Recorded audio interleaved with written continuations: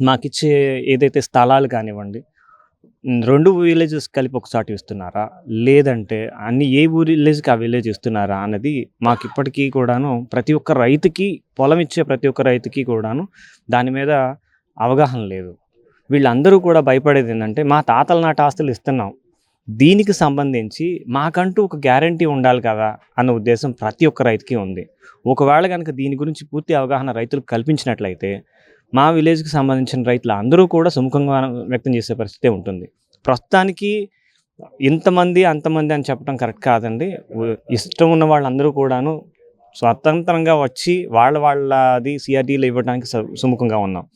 అయితే ఈ చిన్న చిన్న డౌట్స్ ఏవైతే ఉంటాయో వీటిని వాళ్ళని ఎడ్యుకేట్ చేయడం కానివ్వండి, లేదా వాళ్ళకున్న భయాలు ఏవైతే ఉన్నాయో వాటిని తొలగించడం గాని కనుక చేసినట్లయితే ఎప్పుడూ కూడాను మిగతా వాళ్ళందరూ కూడా ఇవ్వడానికి అవకాశం ఎక్కువుంటుంది. ఎందుకంటే మాది చావుపాడు, ఎండ్రాయి 2 రెవెన్యూలు ఒకటేనండి.